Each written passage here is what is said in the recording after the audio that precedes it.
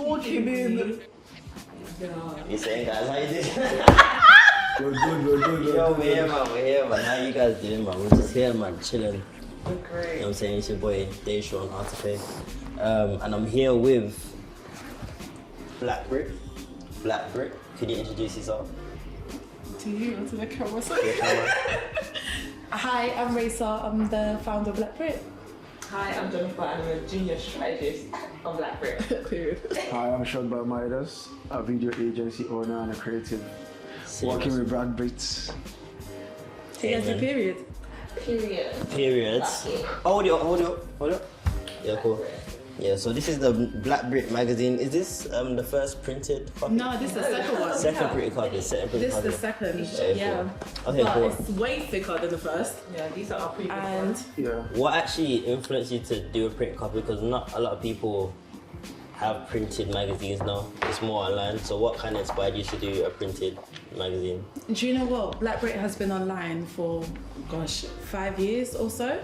And I kind of figured, because I want Black Brit to be like a modern archive of Black Britain, it makes sense to have a print version of it. Yeah. So that way we can have a memory, really and truly, something that represents what it means to be Black Brit, from even the interviews that we do to the topics that we're exploring and kind of discussing.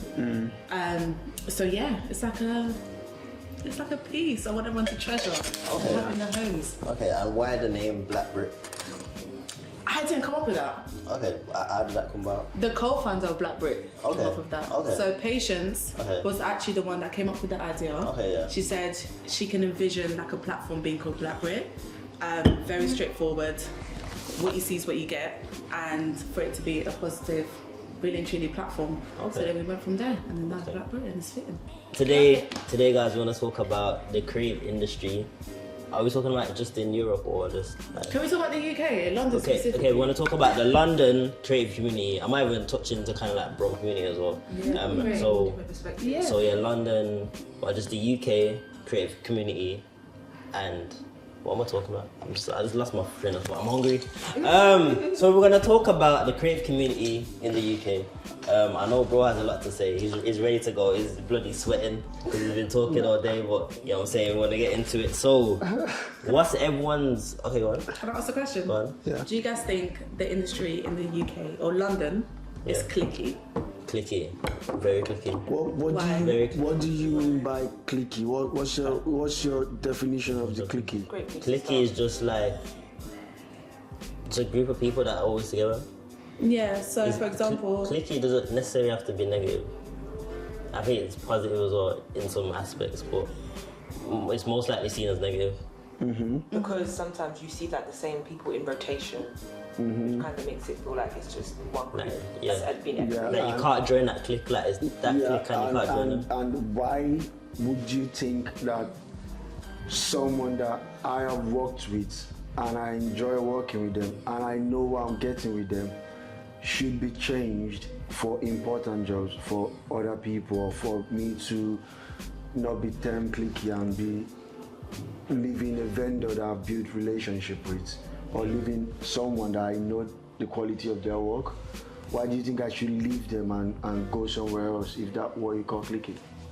I mean, I don't. It's not leaving them, but I think it's opening rooms for other people that are also coming up, and people that can contribute to whatever it is that you're working on. So I think what I've seen recently is the same people on a certain TV show, for example, or a certain YouTube series, the same brands using them, but it's like, okay, there's this other person that's doing amazing, why not use them? So they are gatekeeping. Yeah, it's almost like you're gatekeeping. Why not give other people that opportunity to be in that space as well? I've got a different perspective because when I look at America and I look at the UK, for example, I feel like our markets are different, and I feel like sometimes with the UK, it appears that some opportunities are scarce when it's not. And that's why some people might tend to hold on to things and they don't want to change. But in America, I've noticed their culture is that they put each other on. Do you get what I mean? And I think it's because their market is much more bigger and they have more opportunities. Whereas I think with us, the way that we do things, that doesn't grow us. And when really, if you put in more people on, we can grow better versus them being like scarce and holding things out. Especially like events in London, like always just see the same people there. Like I know before this event, I want to see this person, that person, and it's just kind of just boring. Like that's why I like when I go to Manchester, because Manchester is still creative, even though it's smaller, and everyone's just nicer, and you see different people and actually like socialize with you rather than just look at you like, you know what I'm saying? Yeah. Why you here, you know what I'm saying? I think to your point, I really agree on what you said. But that's why I really like people that are kind of rebels or people that try to create their own thing, because again, when you don't ask for permission or when you just do what you feel like doing and have motion, these people will start trying to create familiarity with you. So there's a podcast that I listen to, I don't want to name the name. She was saying coming up, she was talking to these older ladies, sending them messages. She wants to do this, she wants to be put on. They were blanking her. Then when she went boom and went viral, like got 250k following, like they were not like, oh, can you send me a message, this and that one? And she was like, check your chat, I've messaged you before. So again, like sometimes, especially if you feel like there's a clique or there's people are gatekeeping stuff, I honestly feel like that is your opportunity to feel like you're just gonna show these guys, you're gonna do your own stuff, you're gonna put something together, because you can create your own clique as well. Yeah, I agree with that. But then it's just gonna be all just clicks. But then I guess that works though. It can work in a way, as in like you can have your own clique and you do like a certain thing, because you don't have to do everything, you know what I mean? I don't think you have to do everything. I think it should be about people putting people on to expand. That's where to grow. You could have. Because if we do all this clicky thing, then we'll essentially still. Nah, but I'm saying. And we need to blame these organisations. But I think having clicks and putting. Wait a minute. Nah, but I think having these clicks and putting clicks onto other clicks, like I would say, like say Black Brits a click, because like obviously you have the company that's a click, and then say that I don't know, New Wave magazine that's a click, and then you guys put each other on, like because it's a group of people. I wouldn't see Black Brit as a clique though. It's a team, and we work with a range of different people. I get it. So if I was gonna say something about what you said, again, you have good intentions, right? And you have the utmost love for other people doing stuff. But a lot of people look at it as competition. A lot of people look at it as opportunity that you are taking off their table, or they don't want to put. I don't even care still. Like me, like I brought you onto this job here, and like you know what I'm saying, I could just get a camera and do it for myself, and then but I brought you onto the job. I didn't care about them when I just know that you're good at what you're doing, and the way that you directed the shoot today, and we directed all together, like it just made sense, innit? Bro, you know what I'm saying? And that's what I'm saying. That's why most of the time, people with good intentions do not win. Because when you want to do things by the way it's supposed to be, you still get screwed over or you don't get opportunity. So sometimes, even with your good intention. But when you say win, you mean fame? Like win, like get what you want. That means seeing things being passed around that you would give someone also being given to you. Things that do your worldview, like people not gatekeeping and all the stuff. It's a win for you if you see like people sharing stuff. When people are holding on to opportunity as if their life depends on it, that's a problem. But the same America that you referenced, that's one of the most competitive places in the world. Creative, left, right, center. Like everybody's doing stuff. So anyone that has motion, they want to work with them. Like me now. Anytime I post, people come with me for a job. If I don't post, like out of sight, out of mind. So you also need to put that in perspective, like do your own stuff. Well, I think it goes back to what he said about whether do I choose to participate in this competitiveness or do I just do my own thing? Do you get what I mean? It goes back to choices. And sometimes when you actually choose to do this whole competitive thing, I feel like it screams insecurity to me personally. Like, because like you said, America is very competitive, but a lot of black women in America, they do they do support each other. Do you get what I mean? Even in this competitive space. And I genuinely do think, in order to move forward, we should be expanding the market, not making it like scarce. But at the same time, yeah, let me be careful. I want to blame some organisations. In what sense? When I say organisations, I'm not going to name them, but the bigger ones, right? Because they're the ones that go out there and they pick certain people that they might want to present on whatever platform that they have. So it is down to them. They make their executive decision to go ahead with whoever it is.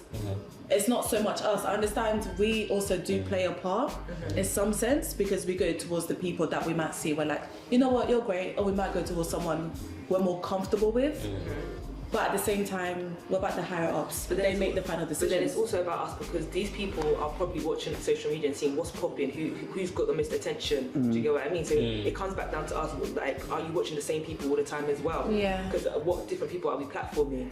Yeah. But then it can come down to trust as well, because you could work with a new creator, but then they don't have a business mindset, and then the whole shoot's just a shambles. Yeah. You know what I mean? So people, they want to go with what they already know and what they know is going to represent their brand. Yeah. Because again, there's that uncertainty with individuals. You're definitely editing that bit out. There's no edit. This is unscripted, no editing.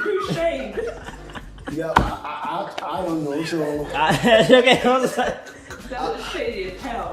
But again, like the long and short story is like, with your good intentions and whatever you want, we shouldn't be letting what we want lie on the hands, because at the end of this day, at the end of this conversation, we still need to have to do something to be at the other side of not gatekeeping, because you can't still tell people that are gatekeeping or have this attitude of nobody gave anything to me, so I'm not giving anything to you. Some people see this whole conversation like that, like you can cry all you want, but I made this happen for myself. But I think this is why we need to change the way we do things in this world, because in Galatians 6:9. Oh wow! Wait, say it again so the heavy. No, say it to the camera. No, say the scripture. In Galatians 6:9, it says, don't grow weary of doing good things, and at the right time you will reap your harvest. So therefore, I think that we should continue to have those good intentions and have more like-minded individuals to drive the dial forward. Wow. I'm just saying. Yeah, that was a word. I'm not gonna lie, that was a word. Bro. How's it going? Wait, I want to get him in. Afternoon, guys. Afternoon. So my name's Jem Kingsman, founder of Suited London. We're a ready-to-wear suit brand. In the HQ right now, or in the kitchen of the HQ right now. So I'll just have a little chat as you do, you know what I'm saying? But and what is like, we're just talking about creativity and community, and how there's a lot of cliques, especially in like the London creative community, and we were just talking about how, well, we're just coming up with a solution, kind of. Or we kind of come up with a solution to that, basically. Like, is it to do with the big companies just choosing certain people? Yeah. Is it being more visible? Like, what is it? I feel like a lot of people don't like competition, right? Yeah, that's we were talking about that. Yeah. People don't like sharing, because sharing is like giving you a way in or giving you a way to kind of compete with me. Instead of kind of sharing knowledge, which I feel like we as people need to do more of, because there's been a lot of things kept from us. I'm a big believer in passing on knowledge, passing down knowledge, networking, sharing my network with people, because I feel like there's no need to kind of gatekeep. You know, there's enough food on the table for everybody to eat, and that's one thing that people don't really understand. I feel like greed is a problem in any industry, you know, and I think when you are at the top, some people think, why should I share? You know what I'm saying?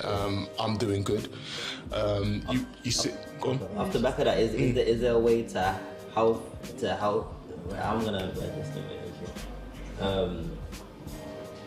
healthfully gatekeep? I don't know if that makes sense. Like, Like, is there a way that gatekeeping is good? As in, like, you're not sharing everything because obviously some things are like kind of unique. Yeah, no, of course. That's the point, or you think that doesn't even matter. You know what? I feel like it depends what industry you're in. You know, I feel like obviously if you're a fashion brand, you're not going to give your source and your manufacturer to every other person because you know that's gonna. But why not? You know, I feel like.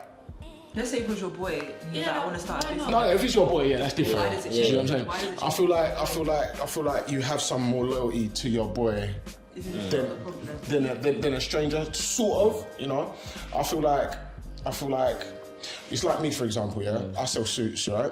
And people say to me, never tell them where you get your suits from, and I'm like, why? Right? Because my thing is like, you're not me, so you can't do what I do. Do you know what I'm saying? Like I'm a massive part of my brand, so I have no fear in sharing where I get my stuff from. You know, I feel like doing your own due diligence is a massive part of building your own brand or whatever you're trying to do. You know, I don't feel like everything should be handed to you on a plate, but I do feel like there should be some sort of like knowledge bases put in place to kind of guide people. You know, like sometimes it takes people having to go all the way to China and being over there for 2 weeks to find their source. You know, so if I've had to do that off of my own back, is it fair to kind of just give you the key to that same person when I had to physically go and... But why does it if it's your boy? Like you said, if it's your boy, there's more loyalty there, but doesn't this go back to the point of it being cliquey because we're being loyal to... I feel like obviously I feel like that's where things get blurred with friendships, and do you know what I'm saying? 'Cause I feel like you do feel like you should have some loyalty with your boy, but at the same time, those closest to you will also stab you in the back, you know? So it's like, you're right, it doesn't really change much whether it's a friend or a stranger. But me personally, I feel like everyone's different, you know? Like, for me, I would feel weird to give someone my supplier, for example, you know? Because, like, that's someone that I had to find off of my own back. I spent a lot of time and money and effort finding that supplier, you know, and I feel like that in itself is an experience and a lesson for anybody that's trying to build something and trying to find something. Can I ask you a question? How did you find your supplier? So I went to Turkey. And did someone tell you to go to Turkey? No. By your own back? Yeah, because I know Turkey's... Like you had to get help to find it. No, not at all. So Turkey's... Wouldn't you want to help the next person coming up? Yeah. No, 100%. It's not grilling, by the way. Yeah, I would. I would, which is why I would guide them on the places to go. But I wouldn't give you my direct plug. That's fair. You know, I would say to you, listen, go to this district in Turkey.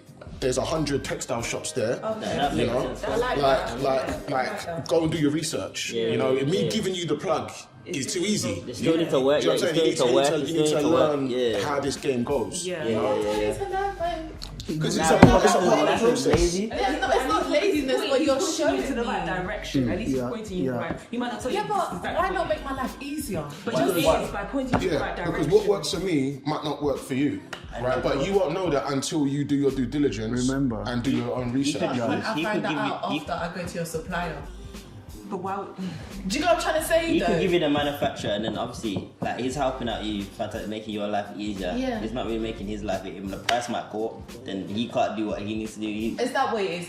That can happen. I'm saying that's like an example, though. That's like an example. Remember, his supplier would be grateful if he brings in more customers. Have that in the back of your mind, like your supplier even wants you to bring in more referrals, because you say, tell people, in fact, I'll give you a discount, bring more people. But what I said before he came was like, when people do stuff that they found a way to get to a place by themselves, there's this thing that they want you to also go on your own journey. So when you talk about gatekeeping, it's a very nuanced conversation. It's not like it's not something. Now we have someone here with us that's giving us an example. I think it has now taken that for everyone to see. I would tell you for free that what he's doing is not good, it's not bad, it's not what it's his choice, because he's made He's spent money, he's done stuff, the day he would decide to make a YouTube video and share all the game, all his secret, it's gonna be up to him. Now, whether you call it gatekeeping or whatever, that's now up to you to also go do yours and share to the world. Because again, it goes back to the earlier conversation that, to me, right now, I think what this conversation is going is for you to say, you are going to share everything to that person. That is the right answer that everybody was expecting. No, but that is the right answer in this context. Are you saying people just need to ask? In this context of not gatekeeping. That's why you were not satisfied with his answer. No, it's different. I'm saying. And that's why I was shocked that you were okay with him stopping there and not even giving the name of the supplier. Remember, the supplier will be grateful. But I'm saying, hold on. I'm saying is that I bet, if he's his boy, the information that he'll give his boy and a stranger would be two different things. And I'm saying, why do we do that? And it goes back to the point of sometimes. And he gave you his reason. The whole cliquey thing. And he gave you his reason. It's the same thing. The person in that your industry that might be gatekeeping something will sit down here and give you their own logical reason. And again, it's a personal choice. This is a preference. I choose to do this thing this way. Remember, I went to do it myself. And you guys asked him, did anyone give you a leg up? Or so he said no. He went to do it his way. Now this is from there on, it's a choice. Well, yeah, 100%. It is his choice. But I think what I'm trying to understand is, for example, when I first started Black Brit, there was a lot of things that I didn't understand.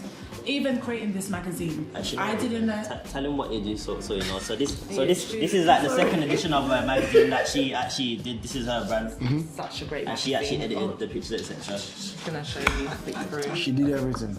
Edited everything. Yeah, no, you gotta look at it. Well, yeah, look at It's a bit mashed up now. That's cool. Yeah, you were saying.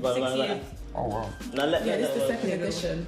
But what I'm trying to say is, for example, I didn't know where to find like a good printing company to put this together. So even if Did you ask someone? personally I didn't, because I didn't know anyone that actually That's had what a I say print about the magazine. But I didn't know anyone. I think that's what you're trying to say about the show thing. It's that like you can literally just ask someone.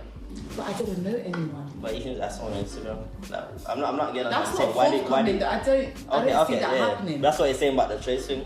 Okay, fairs. But I think also I was doing research. I was looking at competitors, right? Even seeing them, like, how did they create a magazine? How did they do this? What was the research behind it? Boom, boom, boom. I found some sort of information, but nothing that was actually helpful to me. And I get it. I had to figure it out myself, which is why the magazine is now here. But if the next person was to ask me, how did you create this? I will tell them, go to this company, go to there, boom, boom, boom. But I think people are scared because they think if they give away their supplier, they'll be able to replicate exactly what you managed to create and become a competitor. And I think that's what I'm starting to realise. Can I say something? Do you know what I'm trying to say? Can I say something quickly? I feel like the two contexts is different. How? It's very different. Wait, one second. There's levels to some things, right? Yeah. When someone is making tailor-made suits, sometimes the fabric, the quality of the work, and he said his personality and him himself is part of the brand, but also like the material is also part of the brand. So him disclosing that and you disclosing where you print something is, I don't think they hold the That's same weight. part of my brand. No, they don't hold the same weight. One, and I'll give you an example. Go back to history in Nigeria. In Nigeria, you know all these traditional men, people that do medicine charms. That is something that they pass on to each other. Like the last one passes it. They don't share it to anybody. What, as in herbs? No, herbs, jazz, juju, whatever I want to call it. There are so many things. Even ironsmith, like some ironsmith, the way they do stuff, they don't share it. Like, but it is this our age that we are breaking down some of these things. So where I'm going with this is, as time goes on, we'll get to be more sharing. We'll be sharing more. But the human beings that you know now, I don't think our brains. I don't think naturally we share things as people want it to be.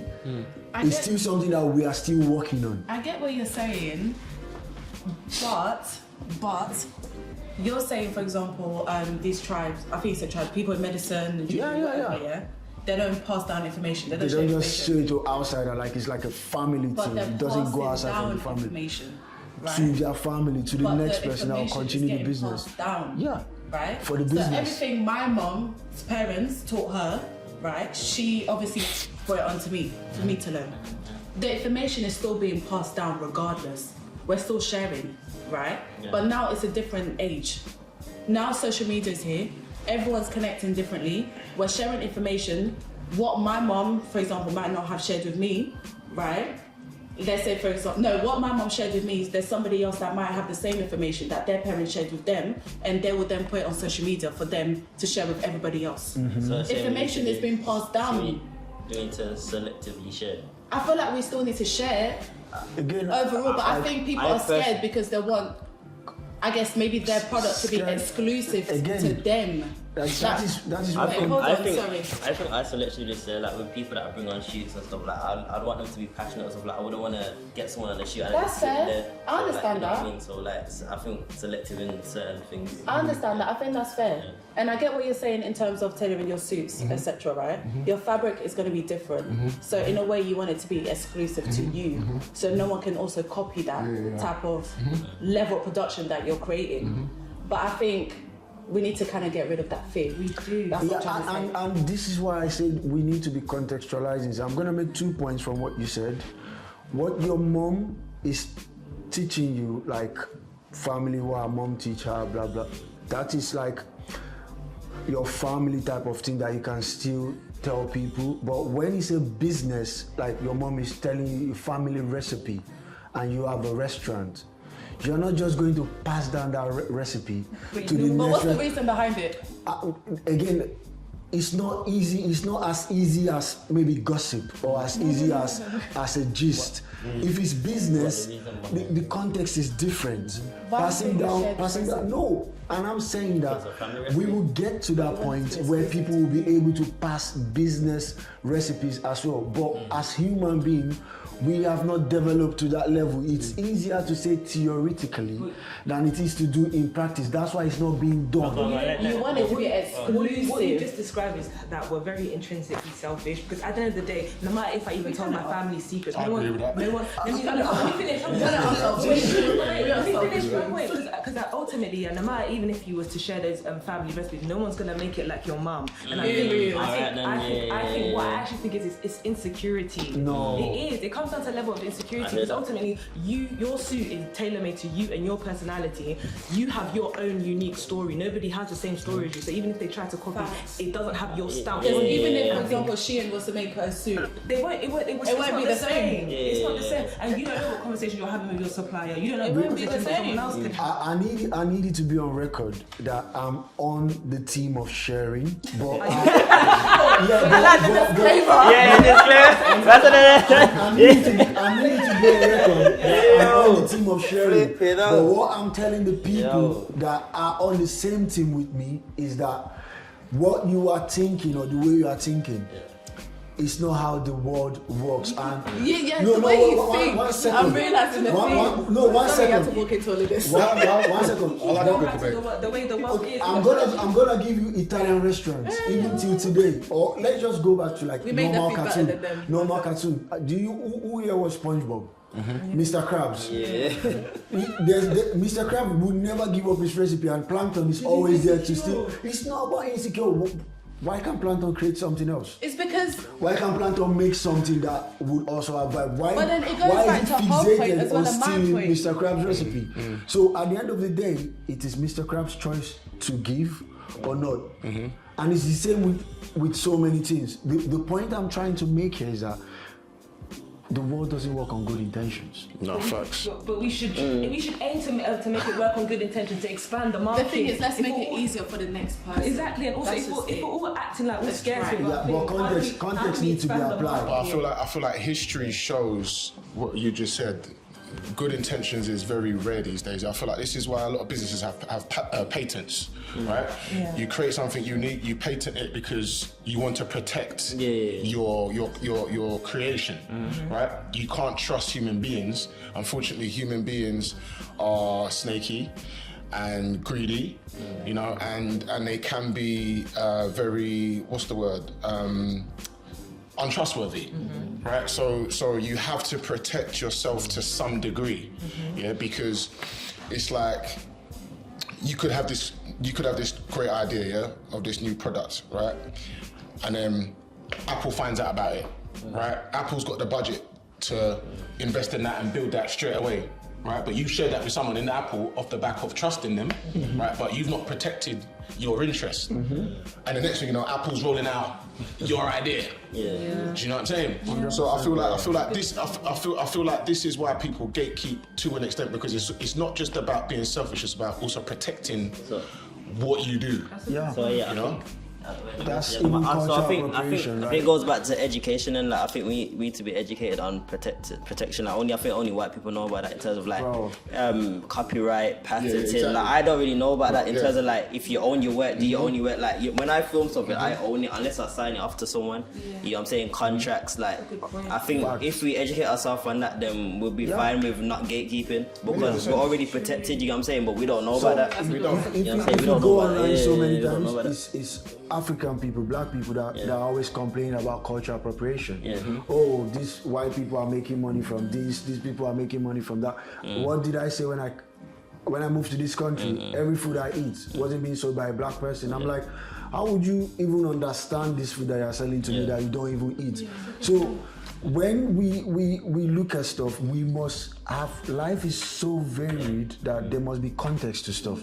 When you're just in an information to, oh, how do I get to buy this food that is very tasty, and the person is not, because people gatekeep their chef, or gatekeep like somewhere that they have their best food, or their hairdresser. They don't want, like, this person is giving me some good quality, I don't want you to. Please, if you are complaining about that one, fine. But there are some things that people have put an extra layer of effort and stuff that I feel like you're banging with that, yeah. It's like, I saw a trend on TikTok. I saw a post on TikTok, and the girl was like, a girl went out for dinner. She posted some videos. The food looked good, and the girl was like, "Oh, where did you go out to eat?" And the girl didn't respond to her, right? And it's like, that's the type of gatekeeping. You know what I'm saying? Why are you gatekeeping a restaurant? Yeah, I can't lie. That's something I would do. Do you know what I'm saying? You don't own a restaurant. Do you know what I'm saying? What, you just don't want me to get my little picture and my little video in the same estate because you was there first. Do you know what I'm saying? So that level of gatekeeping, I feel like is way too much. Oh, who's your makeup artist? I can't tell you. Who's your hairdresser? Do you know what I'm saying? I'm not giving you my hairdresser then. I'm not doing it. Why not? I'm not doing it. Why? That one I'm not doing. That one I'm not doing. No. Why not? I can't. Why not? I can't. Why not? Why not? I can't. I just don't want to. See? but you see, That's the gatekeeping that is wrong. I always wanted to be on record that as human beings, we can say something, but That's the debate done right there. Because remember, when he started talking about gatekeeping, he was against gatekeeping until they asked him some certain type of question, and she said something. Remember, we are not grilling you. I really love that you said that. No, remember when you told him that you are not grilling him? He started off by telling you that he's not for gatekeeping until you ask him some certain questions. And inside me, I was so smiling. I was buzzing because I understand something about like human beings that when you apply the right context to something, you can literally say you are something that you are not. So when we are talking about things, I don't like conclusive answers or something, because life is so wide. Life is so varied that different contexts you will just be called a hypocrite.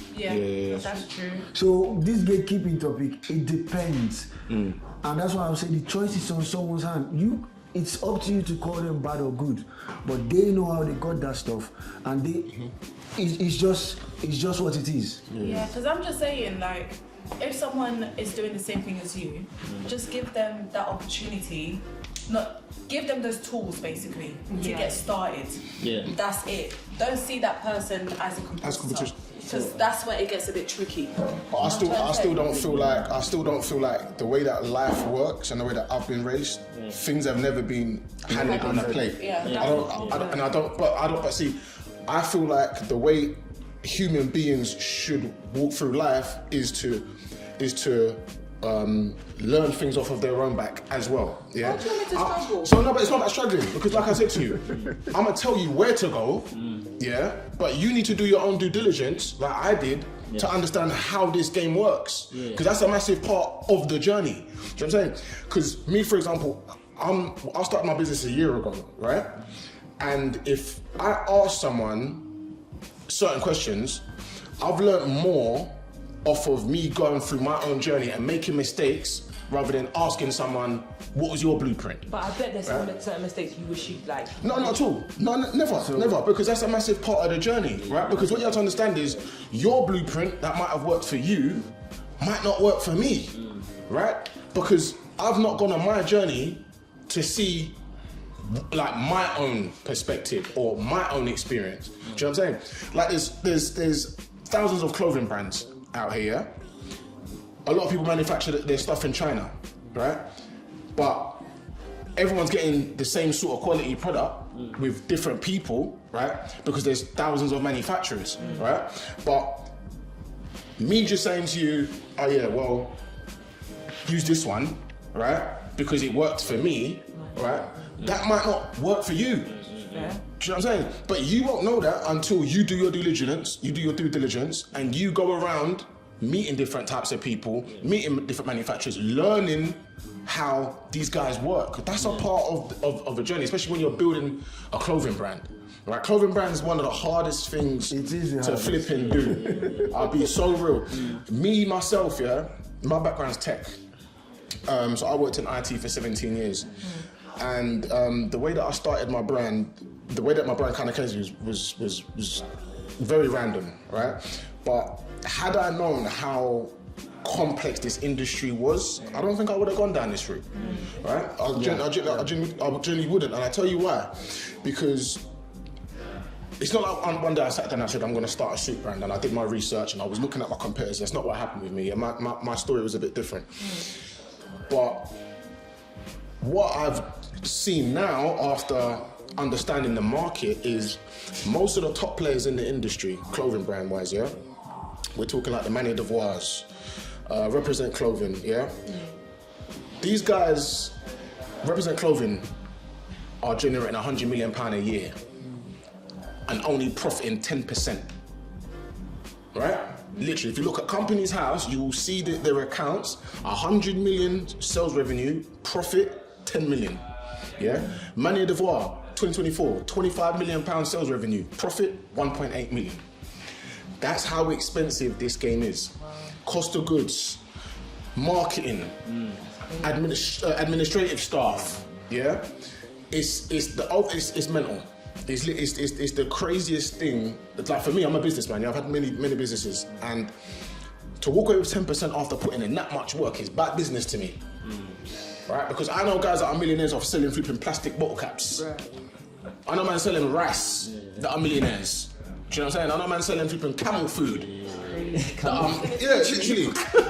Literally, that are millionaires. And their profit margins are 40-50%. Do you know what I'm saying? There's a market for everyone. There is, like clothing brand, it looks cool. Yeah, cool, you've got your own clothing brand, you've got this person wearing your stuff, but it's like, I saw a post a couple months ago about Clint, who owns Cortez, and it was like he generated £43 million last year. My question is, what did you actually walk away with? That's what, Do you know what I'm saying? What did you actually walk away with? Because I know how expensive this game is. Do you know what I'm saying? Plus, he's doing collabs with Supreme and Nike. Right? So I know Nike would be funding most of his marketing. So their split on the profits would be probably more in favor of Nike, right? So you got 43 million in sales on the books, but what did you actually walk away with? And I tell you now, to walk away with 10%, you're doing very well. Do you know what I'm saying? You're doing very, very well. But how much did you put in? How much did you put in? You think about how much work goes in. Do you know what I'm saying? How much time goes in? Your staff. Your staff. Do you know what I'm saying? These are things that you're not taught. You don't really know about until you really get into the nitty-gritty of starting your business. And I feel like this is why you see so many people starting clothing brands but not making a success of it and stop. Because it's so expensive. Do you know what I'm saying? Some people, they make money, they find a manufacturer, they create a few sample pieces, they sell their sample pieces. Cool. They do the same process again. But what they don't realise is the most expensive part out of that whole process is not only manufacturing, but marketing your product. Do you know what I'm saying? That's the most expensive part. You know? And like, even me with my business, like, I'm not even doing paid advertising right now because I can't physically afford it. Right? Most of my money goes on shoots, my staff, cost of goods. Right? That's where the majority of my money really goes to. Yeah. So by the time all that's gone, I don't really have enough money there for consistent paid advertising. Right? One of my boys had a clothing brand called Bad Society Club. They did £1 million in revenue in their first 9 months, and I would see them doing £500,000, £600,000 a month in sales. Profit, 100k. Literally. Is that the tracksuit? Yeah. Bad Society Club, The girls one, right? Yeah, my boy and his girl, they started. But that company's now liquidated now. Yeah. So again, even him, he was spending £100,000 a month on ads. £100,000 a month. That's not ads. enough either. That's not even enough either. Still, like, that's what I'm saying. Like, do you get it? That's not even enough, man. Right? And if you look at like these big brands like Nike and Adidas, they're spending That's a lot. $500,000. No. But if you used to compare it to the big guys, Nike, they're spending millions per month on marketing and advertisements because they got that budget. They got every year they get probably 50, 100 million just for marketing. And the relationships that they have Do you know what I mean? built. Yeah. It's a crazy one. If you want to go back to what we're saying and the points that we've been making, you would now realize that I think gatekeeping is like personality traits as well. It's personal, and you are now saying that everybody should have the same personality. Because some people who hand the game to you on the silver platter, you might not even do anything with it because it was given to you without no suffer, no struggle. You don't appreciate it as much as well when it's that easy. You won't appreciate it, and some people that mean well for you, that want you to actually do something, will give you some and say work for the rest so that you can be in the game, so that you can develop. So it depends how you are looking at it, right? Yeah. It depends how you are looking at it, but the whole summary of everything is, before he came, I said, if you really think people are gatekeeping and you know what's happening, just find a way to create your own stuff. 100%. I avoid that with Black Brit. But my question is, where's the line? Like, let's say your boy, for example. This is a mock. My question is, with your clothing brand, for example, let's say that, are you saying that you're putting your boy to the right direction, but let's say there's a specific fabric that you know that would work for his brand, do you give that up as well? Or is it that you just putting him to the right direction? No, because what works for me, how would I know that my fabrics will work for him? Let's say he spoke to you and he said, no, I need this specific fabric, and you knew exactly where to get it. Is it just, again, I will tell you where to get it, or would you? No, I'm gonna tell you where to get it. I'm gonna put him onto the exact. I'm not gonna say, bro, like here's the keys. Take it for a spin.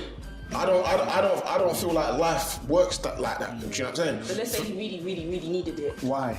Then, bro, if you really need it, do what I did. The question now is why? No, I'm saying, because this is what I'm saying. I'm saying with gatekeeping, where's the line? Is it that I'll just point you to the right direction, or let's say I have the exact keys that you need? Do you give it up? They're saying they're going to push you into the right direction and let you deal with it on your own to build character. If it's my actual blood brother, you give him the keys, right? That's different. That's what he's gonna. This is where it comes down to ethics, and I feel like, why is it that when it's someone that, why is it different because it's your brother? Because it's blood. It's blood, isn't it? Yeah, because I can't lie, there's certain things I'll 100%. There's things I'll be giving my sisters.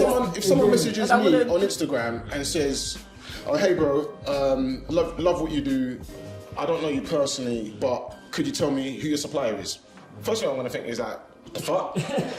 That's true. Like, the fuck? That's facts, though. That's the first thing I'm thinking.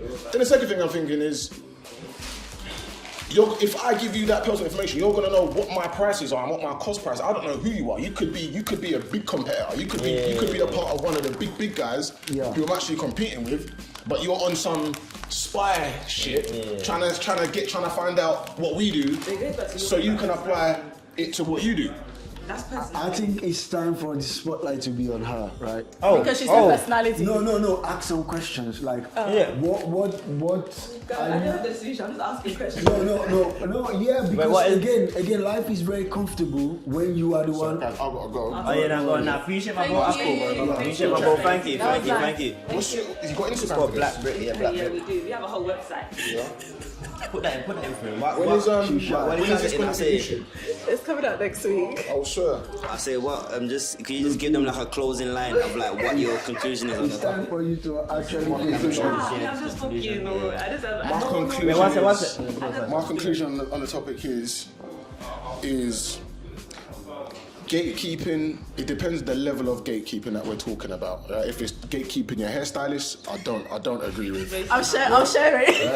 If it's gatekeeping the restaurant you ate at the other day, I don't believe in that shit. Yeah.